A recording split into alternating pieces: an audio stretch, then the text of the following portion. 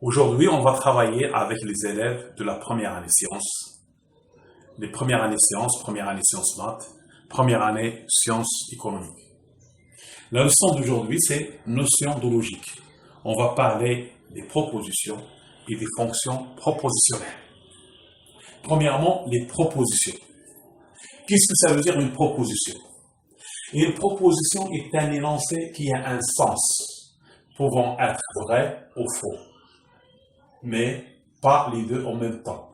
C'est-à-dire qu'on ne peut pas dire qu'il est vrai et en même temps il est fausse. On peut pas dire une proposition est vraie, en même temps il est fausse. Soit il est vrai, soit il est fausse. Par exemple, compléter par vrai ou fausse. 3 plus 2 plus 1 égale 7. 3 plus 2 plus 1, c'est 6. 6 égale 7, c'est une proposition fausse. On ne peut pas dire qu'il est vrai et qu'il est fausse, mais c'est une proposition fausse. Racine de 3 n'appartient pas à Q, à N. On sait que racine de 3 n'est pas un entier naturel. Donc racine de 3 n'appartient à N, c'est une proposition vraie. 4 est inférieur à 3,75. 4 c'est une proposition fausse. Donc les trois propositions 1, 2, 3, ça, ce sont des propositions. La quatrième, il y a une variable ici, x appartenant à 1. 3x plus 1 égale à 0.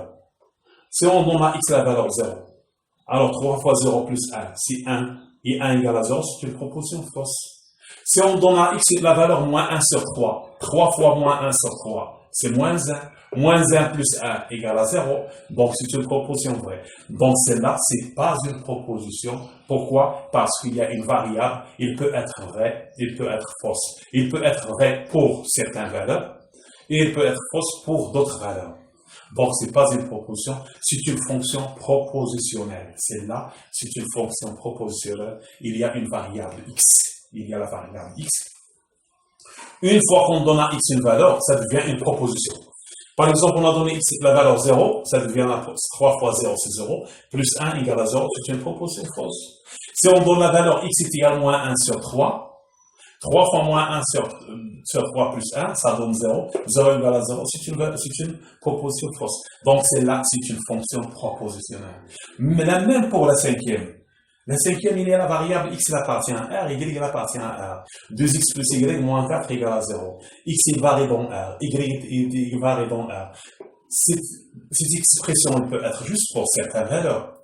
Par exemple, on donne à x la valeur 1 et à y la valeur 2. 2 fois 1, c'est 2, plus 2, c'est 4. 4 moins 4, c'est 0. Il est vrai.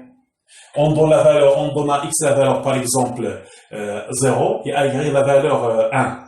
2 fois 0, 0, plus 1, c'est 1, 1 moins 4, c'est moins 3, il est fausse. Donc celle-là, ce n'est pas une proposition, c'est une fonction propositionnelle. Donc la définition d'une fonction propositionnelle. Je répète pour la cinquième, pour la quatrième. X appartenant à 3x plus 1 égale à 0.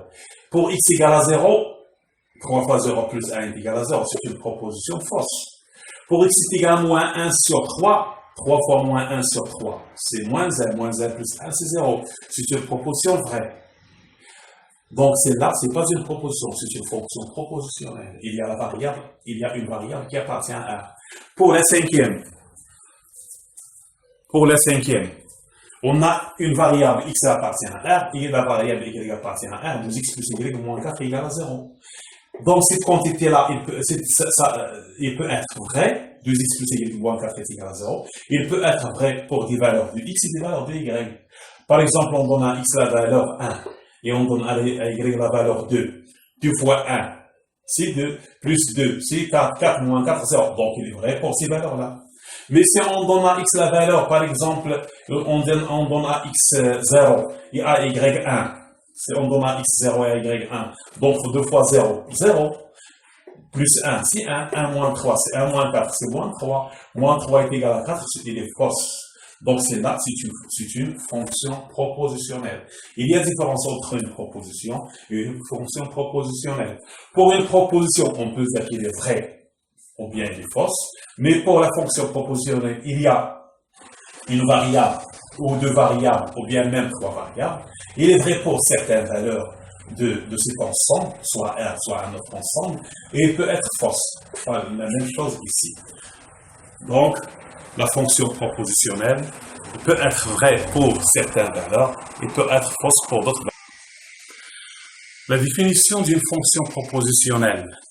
Une fonction propositionnelle sur un ensemble E est une expression contenant une ou plusieurs variables de E. Elle contient une ou plusieurs variables de E. Lorsqu'on remplace les variables par des valeurs de E, la fonction propositionnelle devient une proposition. Par exemple, 2x plus, et ça par exemple,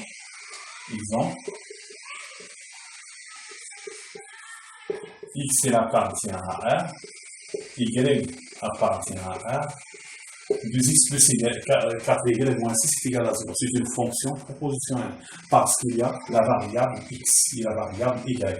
Si on donne à x, si on donne à x égale à 3 et on donne à y est égal à 0, alors 2 fois 3 plus 4 fois 0 moins 6 égale à 0, c'est une proposition fausse, c'est une proposition vraie. Si on donne à x égale à 1 et on donne à y est égal à 2, alors 2 fois 1 plus 4 fois 2 moins 6, il est égal à 2 plus 8, c'est 10. 10 moins 4, c'est moins 4, est égal à 0. Celle-là, c'est une proposition fausse. Donc ici, c'est une proposition vraie. Ici, c'est une proposition fausse. Donc ici, si on parle ici d'une fonction très propositionnelle, on ne parle pas d'une proposition. C'est une fonction propositionnelle.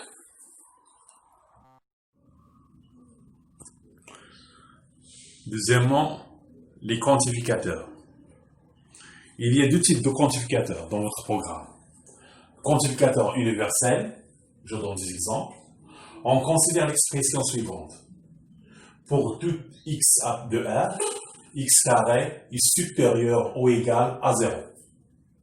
Ça, c'est une proposition vraie. Pourquoi?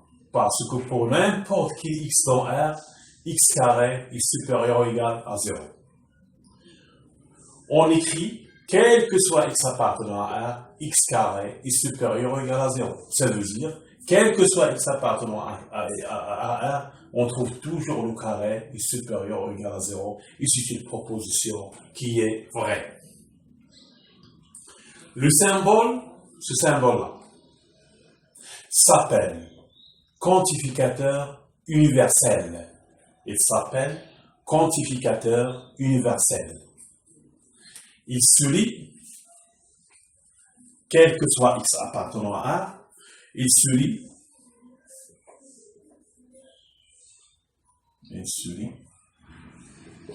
pour tout x appartenant à A. On dit aussi, quel que soit x appartenant à A, quel que soit x appartenant à A. Par exemple, montrer que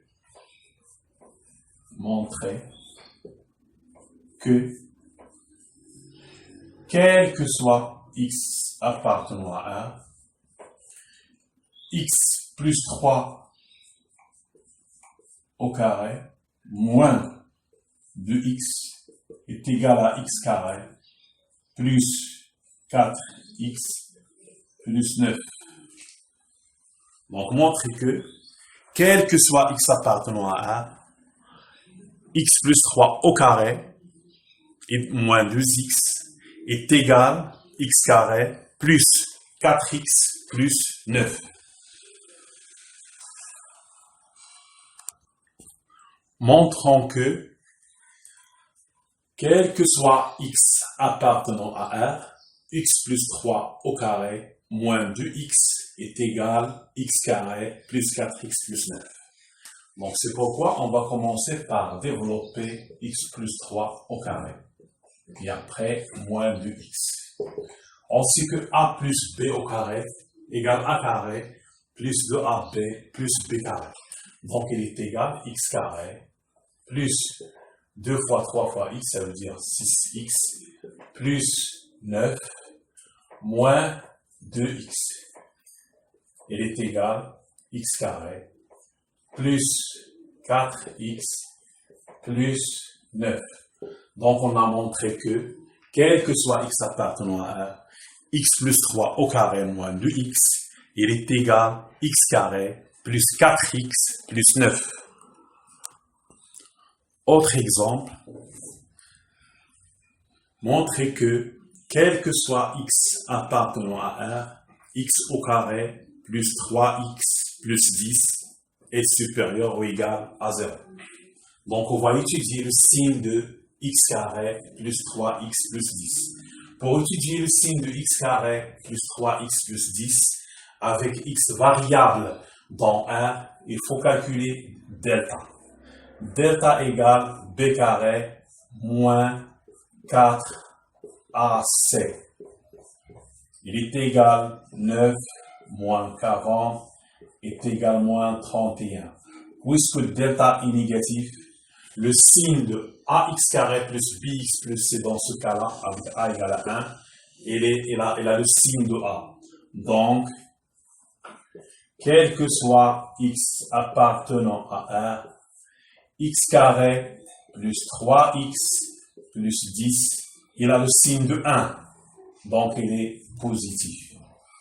Il est toujours positif. Donc, il est supérieur à 0.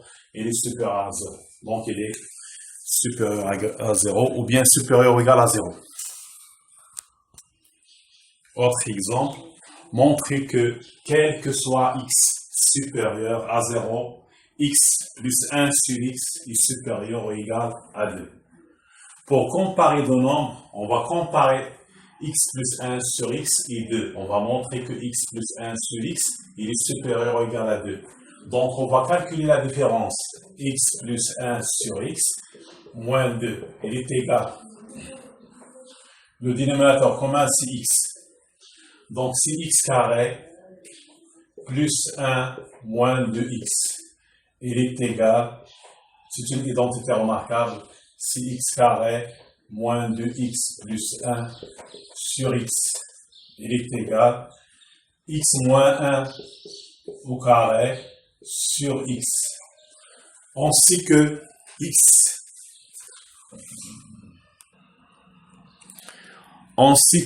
x est supérieur à 0. On a x est supérieur à 0. Et x moins 1 au carré est toujours supérieur ou égal à 0. Donc, on dit que x plus 1 sur x moins 2, c'est un nombre supérieur à 0. Avec un x, quel que soit x supérieur à 0. Quel que soit x supérieur à 0, x plus 1 sur x moins 2 supérieur ou égal à 0. Donc, x plus 1 sur x est supérieur ou égal à 2. Donc, quel que soit x appartenant à R, x plus 1 sur x est supérieur ou égal à 2. C'est une proposition vraie. Comme exercice, montrer que, quel que soit A appartient à moins 1, quel que soit B appartenant à l'intervalle moins 1 ouvert, A plus B sur 1 plus AB moins 1 est égal à 1 moins B multiplié par A moins 1 sur A1 plus AB. Première question. Puis la deuxième question. Pour la première question, on va calculer A plus B sur 1 plus AB moins 1. Le dénominateur commun, c'est 1 plus AB. Donc, le dénominateur commun, c'est 1 plus A fois B. Donc, c'est A plus B moins 1 multiplié par 1 plus AB. Il est égal à A plus B moins 1 moins AB sur 1 plus AB. Alors maintenant, on a calculé A plus B sur 1 plus AB moins 1. Maintenant, on va calculer l'autre facteur. 1 moins B multiplié par A moins 1 sur 1 plus AB. Il est égal. 1 fois A, c'est A. 1 fois moins 1, c'est moins 1. Moins B fois A, c'est moins AB. Moins B fois moins 1, plus B. Sur 1, plus AB. Alors, on remarque que A plus B sur 1 plus AB moins 1, il est égal à 1 moins B multiplié par A moins 1 sur 1 plus AB. La deuxième question, on va déduire que, pour la deuxième question, pour montrer que quel que soit A appartenant à l'intervalle moins 1, 1, quel que soit B appartient à l'intervalle moins 1, 1 ouvert, A plus B sur 1 plus AB est inférieur à 1. On a calculé la différence. Pour comparer deux nombres, il faut calculer la différence de ces deux nombres. On a calculé A plus B sur 1 plus AB moins 1. On a trouvé ici 1 moins B multiplié par A moins 1 sur 1 plus AB.